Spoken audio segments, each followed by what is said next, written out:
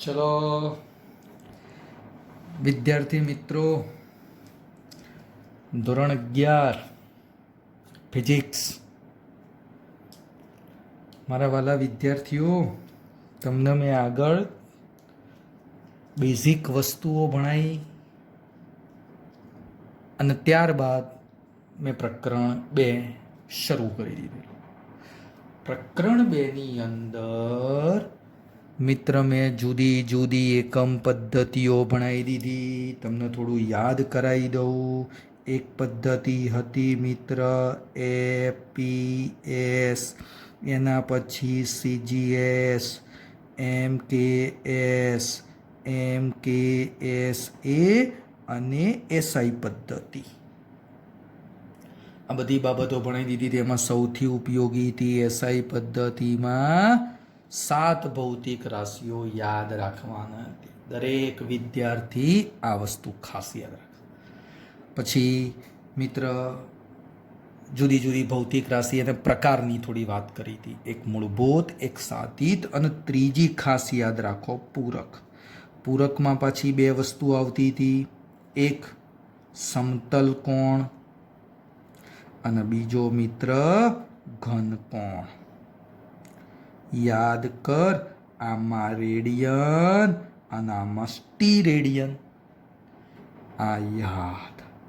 રેડિયનની વ્યાખ્યા એટલે ખૂણો બરાબર ચાપ ભાગ્યા ત્રિજ્યા.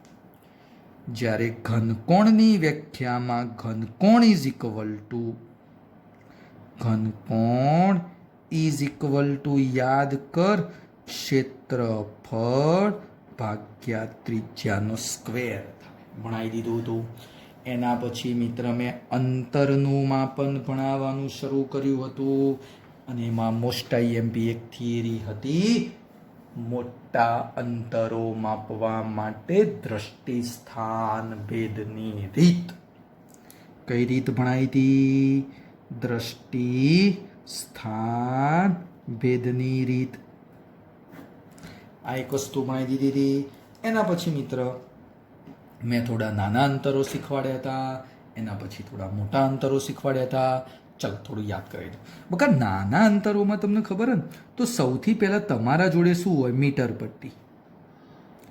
મીટર પટ્ટીમાં સૌથી નાનું માપ એટલે 1 મિલીમીટર. 1 મિલીમીટર એટલે 10⁻³ મીટર કહેવાય. 1 મિલીમીટર એટલે યાદ કર 10⁻³. હવે આનાથી નાના માપ લખવા છે. નાના માપ માપવા છે તો યાદ કર વર્નિયર કેલિપર્સ. ડાયરેક્ટ લખી દઉં, આના કરતાં નાનું માપ 10⁻⁴ મીટર. એના પછી મિત્ર સ્ક્રૂ ગેજ, તો એના કરતાં નાનું માપ 10⁻⁵ મીટર. એના પછી મિત્ર યાદ કરો, એક હતું ઇલેક્ટ્રોન માઇક્રોસ્કોપ. એના પછી મિત્ર એક બીજું માઇક્રોસ્કોપ હતું, યાદ કર ટનલિંગ માઇક્રોસ્કોપ. ટૂંકમાં પેલા માઇક્રોસ્કોપની મદદથી આનાથી એ નાના માપ માપી શકાતા હતા. આ માઇક્રોસ્કોપની મદદથી આનાથી પણ મિત્ર નાના માપ માપી શકાતા હતા. થોડા મોટા માપ, તો આ નાના માપ થયા. તો મોટા માપ માટે ક્યાં જવાનું? ઉપર. અને એમાં મિત્ર તને મેં 3 વસ્તુઓ ભણાવી હતી. જો આ રહી. હા, એક EU, એક LY અને એક PC. એટલે મીટર પટ્ટીની એનાથી મોટા માપ એક EU બોલી શકાય. એના પછી એક LY બોલી શકાય, એક PC બોલી શકાય. જો બકા આ EU અને PC ની બધી ચર્ચા આપણે ગઈ વખત કરી દીધી. તમને એમ કીધું હોય, જો એક એક્ઝામ્પલ એ સમજાય તો, એક PC બરાબર કેટલા LY? તો આ LY ને કયો ઉતાર દેવાના? નીચે. આ બાજ હતા ગુણાકારમાં, તો આ બાદ નીચે આવત કયો જાય? ભાગાકારમાં. ચલો PC એટલે કેટલું માપ આવ્યું? આ PC નીચે LY નું માપ આવ્યું. જો બગાડ્યું PC નું LY નું ગુણોત્તર લઈ લેવાનું, જવાબ આવી જાય. આટલા સુધી મિત્ર મેં ચર્ચા કરી દીધી. જો મિત્ર હવે મારે આગળ ધ્યાનમાં લેવાનું છે દળનું માપન. જો મિત્ર મેં અંતરનું માપન તમને સમજાવી દીધેલું. અંતરના માપન પછી મિત્ર મારા આગળનો ટોપિક આવશે ધ્યાનમાં લેવાનો દળનું માપન. એકદમ સહેલું દળનું માપન. મિત્ર તમે બધા જાણો છો ભાઈ. શું જાણો છો? દળ. મિત્ર દળ એટલે શું? તો દળની વ્યાખ્યા તમે આવી આપી શકો. પદાર્થમાં રહેલા દ્રવ્યના જથ્થાને મિત્ર દળ કહેવાય. ચલો ઝડપથી. પદાર્થમાં રહેલા દ્રવ્યનો જથ્થો એને દળ કહેવાય. બીજું, દળ છે ને પદાર્થનો આંતરિક ગુણધર્મ છે. તમે બધા જાણો છો. અને આંતરિક ગુણધર્મ હોવાથી એ દબાણ, તાપમાન બદલો એટલે કોઈ દળ બદલાઈ જાય? ના. દબાણ બદલો એટલે દળ બદલાઈ જાય? ના. તો દબાણ, તાપમાન જેવી રાશિ ઉપર આધારિત નથી. આવી કોઈ બાબત ઉપર મિત્ર આધાર રાખતું નથી. સિમ્પલ વસ્તુ છે. ઓકે. હવે થોડું આગળ હજી ધ્યાનમાં લો મિત્ર, સમજવાનું છે બધા. મિત્ર દળનો એકમ કયો? તો દળનો એકમ મિત્ર એસઆઈ એકમ. બગા તમે બધા જાણો છો કિલોગ્રામ. દળનો એકમ મિત્ર કિલોગ્રામ કહેવામાં આવતો હોય છે. હા મિત્ર એક વસ્તુ થોડું ધ્યાનથી સમજજો. બરોબર ધ્યાનથી સમજજો મિત્ર. વ્યવહારની અંદર આપણે બધા જે દળ માપીએ ને એ કિલોગ્રામ એકમમાં માપીએ છીએ. પણ મિત્ર અણુ પરમાણુના જે દળ ખરા ને એ કિલોગ્રામ એકમમાં માપી ના શકાય. હું એવું કહી શકું 1 કિલો અણુ ધ્યાનમાં લેવાના, 5 કિલો પરમાણુ ધ્યાનમાં લેવાના, આવું શક્ય બને નહીં. તો મિત્ર અણુ પરમાણુના દળ કિલોગ્રામ એકમમાં માપી શકાય નહીં. તો એ મિત્ર AMU એકમમાં માપવામાં આવતા હોય છે. તો મિત્ર અણુ પરમાણુના દળ, પરમાણુના મિત્ર દળ AMU. આમ તો ખરેખર AMU સ્મોલ લખવામાં આવે. AMU. હા, AMU એકમમાં માપવામાં આવતા હોય છે. અને આના મિત્ર AMU નું પૂરું નામ લખો ને તો યુનિફાઈડ એટોમિક માસ. યુનિફાઈડ એટોમિક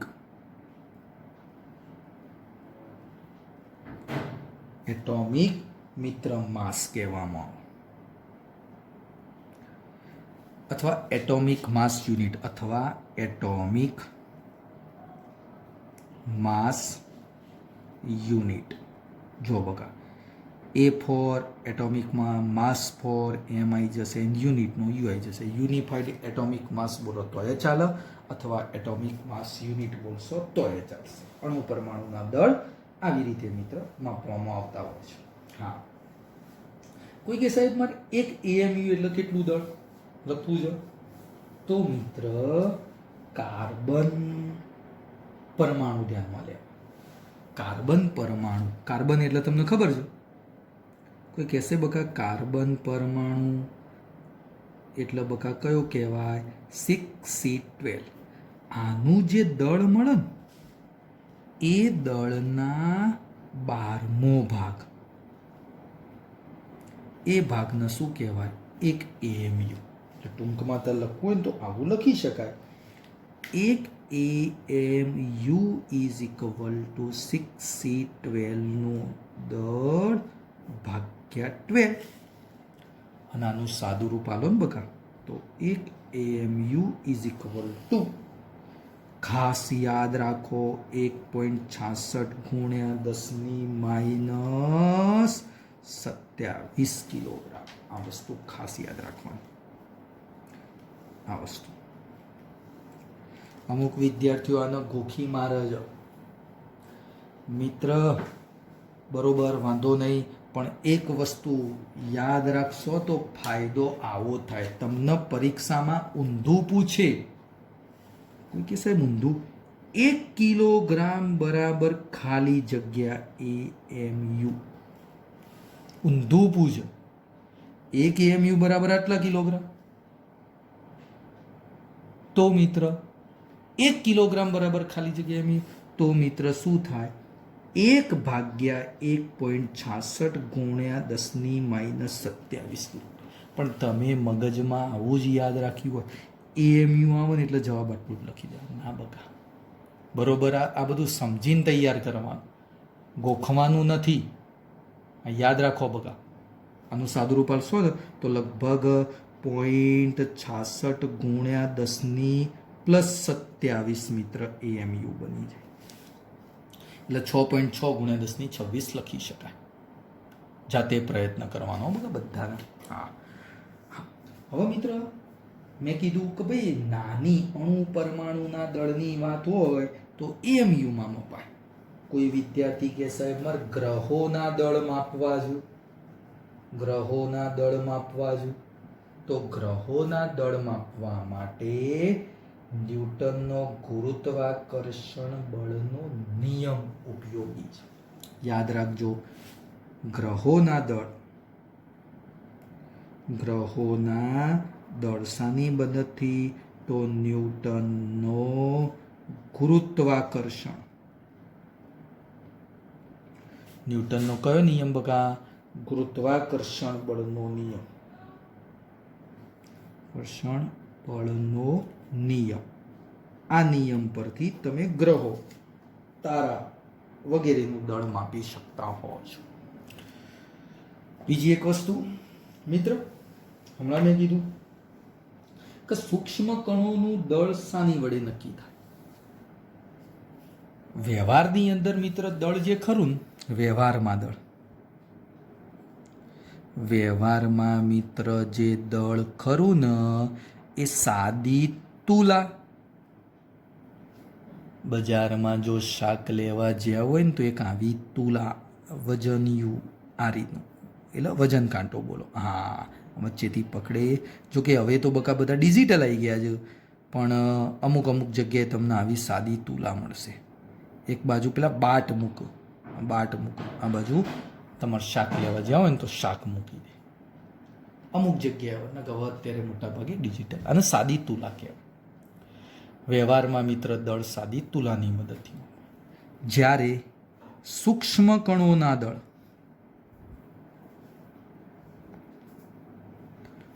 કયા સાધનની મદદથી માપવામાં આવે છે?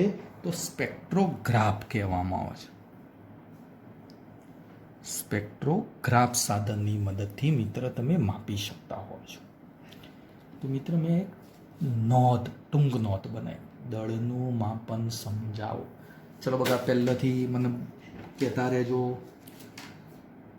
દ્રવ્યના જથ્થાને મિત્ર શું કહેવાય? દળ. યાદ રાખો, દળ એટલે દ્રવ્યનો જથ્થો. પદાર્થમાં રહેલા દ્રવ્યના જથ્થાને દળ કહેવાય. દળ એ પદાર્થનો આંતરિક ગુણધર્મ છે.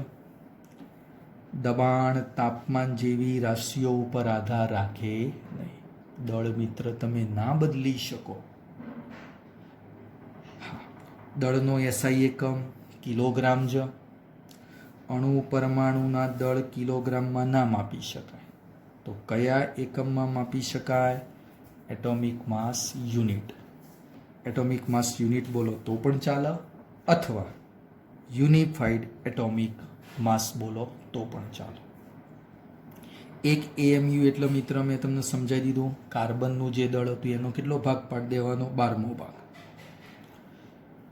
પરીક્ષામાં ઊંધું પૂછાય, એક એએમયુ બરાબર આટલા કિલોગ્રામ, તો 1 કિલોગ્રામ બરાબર કેટલા એએમયુ? તો આ ઊંધું થઈ જાય, ભાગાકારમાં જતું. સાદું રૂપ આલો ને તો આટલું થાય. પછી ગ્રહો, તારાઓ, આવા બધાના જો દળ માપવા હોય તો કયો? ન્યૂટનના ગુરુત્વાકર્ષણ બળનો નિયમ ઉપયોગી બનતો હોય છે. એના પછી વ્યવહારમાં મિત્ર તમે જે દળ માપો એ સાદી તુલાની મદદથી મપાય. સૂક્ષ્મ કણોના દળ સ્પેક્ટ્રોગ્રાફ સાધનની મદદથી માપી શકાતું હોય છે. આ એક ટોપિક મિત્ર હતો. હા મિત્ર, દળ અને એક બીજો શબ્દ તમે સાંભળ્યો હોય ને તો વજન. વજન મિત્ર બદલી શકાય. કારણ કે વજન બળનું સૂત્ર વજન બળ ઇઝ ઇક્વલ ટુ mg. એમ એટલે દળ કહેવાય. આ દળ ના બદલાય. બદલાય શું? જી. જી વિશે આપણે ભણવાનું છે, એને કહેવાય ગુરુત્વ પ્રવેગ કહેવાય. પૃથ્વી ઉપર તમારું વજન અને ચંદ્ર ઉપર વજન જુદું જુદું હોય. કેમ જુદું જુદું હોય? કારણ કે પૃથ્વી ઉપર અને ચંદ્ર ઉપર બકા જી બદલાયો, ગુરુત્વ પ્રવેગ બદલાયો. પૃથ્વીનો ગુરુત્વ પ્રવેગ અને ચંદ્રનો ગુરુત્વ પ્રવેગ જુદો જુદો. એટલે જી બદલાય એટલે તમારું વજન બદલાય. દળ ના બદલાય. તમારું દળ પૃથ્વી ઉપર અને ચંદ્ર ઉપર એક સમાન જ. દળ બદલાય નહીં, બદલાય તો માત્ર વજન બદલાય. ઓકે. આવી જ રીતે મિત્ર એક નાનકડો ટોપિક સમયનું માપન. મિત્રો તમે બધા જાણો છો જૂના જમાનાની અંદર સમય કઈ રીતે મપાતો હતો? તો મિત્ર સૂર્ય વડે પડછાયાની લંબાઈ પરથી. માની લો મિત્ર કોઈ એક વ્યક્તિ અહીંયા ઊભો છે, સૂર્ય એક્ઝેક્ટ એના માથા ઉપર જ, તો મિત્ર આ વ્યક્તિનો પડછાયો પડશે નહીં. એક્ઝેક્ટ માથા ઉપર હોય, તમે જ વિચારી શકો, તમે ઊભા છો, એક્ઝેક્ટ સૂર્ય તમારા માથા ઉપર હોય તો પડછાયો ના પડે. અને પડછાયો ના પડે ને એટલે જૂના જમાનામાં એવું કહેવાતું ભાઈ પડછાયો નથી તો અત્યારે બપોરના 12 વાગ્યા કહેવાય. પછી જેમ જેમ સૂર્ય આ બાજુ આવે એમ એમ તમારો પડછાયો આ બાજુ લંબાઈ વધતી જાય. એટલે કે પડછાયાની લંબાઈ પરથી મિત્ર સમયનું માપન થતું હતું. ધીમે ધીમે મિત્ર ઘડિયાળની શોધ થઈ. ઘડિયાળની શોધની અંદર મિત્ર તમારા ઘરે જો ઘડિયાળ જૂની હોય ને તો એક લોલક ઘડિયાળ હતી, લોલક ઘડિયાળ. અત્યારે મિત્ર બધાના ઘરમાં જો કે સેલવાળી ઘડિયાળો આવી ગયેલી છે, પણ લોલક ઘડિયાળ હતી. એના પછી આ સેલવાળી ઘડિયાળ અને સૂક્ષ્મ સમય માપવા હોય ને તો એટોમિક ક્લોક. સૂક્ષ્મ સમય માપવા માટે મિત્ર એટોમિક ક્લોકનો પણ ઉપયોગ થતો હોય છે. એટલે આવી રીતે મિત્ર સમયનું માપન થતું હતું. પડછાયા આધારે લોલક ઘડિયાળ, પછી સેલવાળી ઘડિયાળ મિત્ર, એટોમિક ક્લોક, એ બધાની મદદથી સમયનું માપન થઈ શકે. બીજી એક નાનકડી મિત્ર થોડી ચર્ચા કરી દઉં તો લમાશ. આ શબ્દ યાદ રાખજો, પ્રેક્ટિકલમાં ખૂબ ઉપયોગી છે. લમાશ. આનું પૂરું નામ કહેવાય લઘુત્તમ માપન શક્તિ. નાનામાં નાનું માપવાની શક્તિ એને કહેવાય લમાશ.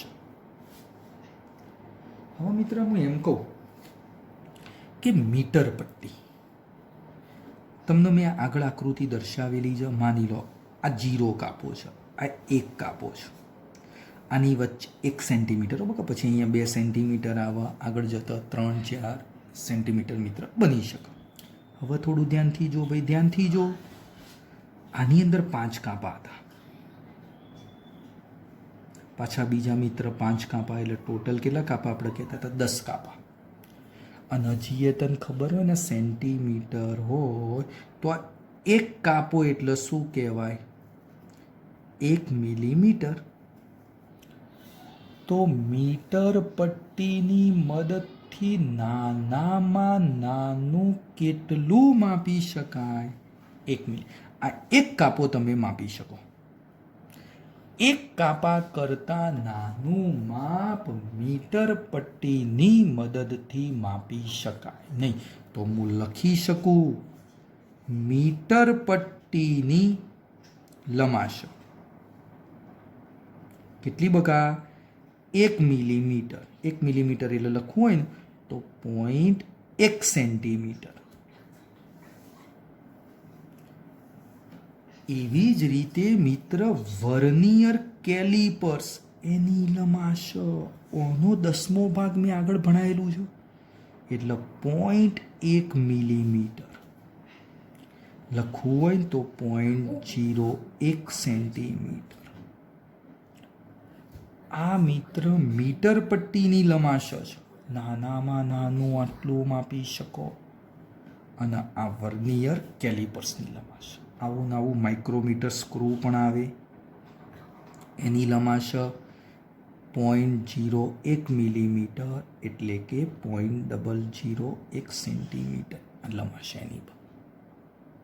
લંબાશ એટલે નાનામાં નાનું માપવાની શક્તિ. કોઈ કહેશે સેકન્ડ કાંટા ધરાવતી ઘડિયાળની લંબાશ કેટલી? તો સેકન્ડ કાંટાવાળી ઘડિયાળ હોય ને નાનામાં નાનું 1 સેકન્ડ માપી શકે.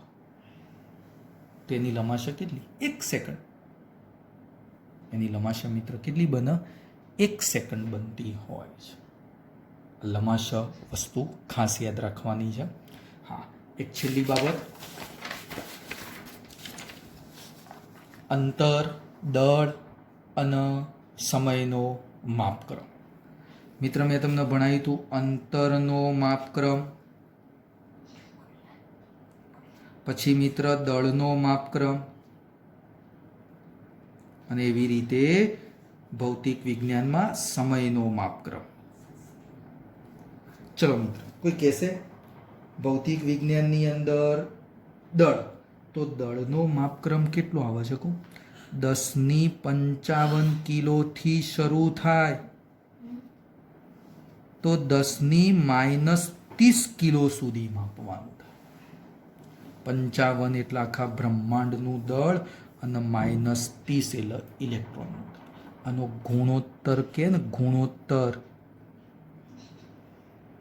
તો 10⁵ આ બાજુ 10⁻30 સાદું રૂપ આપો તો મિત્ર 10⁵ બની ગઈ. એટલે 30 કયો જાય ઉપર, 55 30 85. દળના માપનની મેં વાત કરું. આવી જ રીતે મિત્ર મેં તમને આગળ ભણાવ્યું હતું અંતરનો માપક્રમ. કોઈ કહેશે અંતરનો માપક્રમ મિત્ર કેટલો થતો હતો? 10⁻26 મીટર તારા વિશ્વની લંબાઈ થી શરૂ થાય 10⁻14 મીટર. બોલો ગુણોત્તર કેટલો બને? 26 14. 10 ની ઉપર 26 નીચે -14 તો ગુણોત્તર 10⁻40 બને. 10⁻26 એટલે તારા વિશ્વની લંબાઈ, 10⁻14 એટલે ન્યુક્લિયસની સાઈઝ. અને છેલ્લો એક મિત્ર સમયનો માપન. કોઈ કહેશે મિત્ર સમયના માપનની અંદર કેટલું કીધેલું છે? 10⁻17 સેકન્ડથી 10⁻24 સેકન્ડ. 10⁻17 સેકન્ડથી 10⁻24 સેકન્ડ. આ યાદ રાખજો, MCQ માટે ઉપયોગી છે. તો એનો ગુણોત્તર કેટલો બને બકા? તો 10⁻17 નીચે મિત્ર 10⁻24 બકા. તો ચલો 24 ને 17 મિત્ર સાદુરૂપ આલો ભાઈ. 24 અને 17 41 બરોબર. તો 10⁻41 ગુણોત્તર મિત્ર બનતો હોય છે. યાદ રાખજો લંબાઈનો માપક્રમ મિત્ર કેટલો બને? -14 અને પેલું +26 -30 55 -24 17.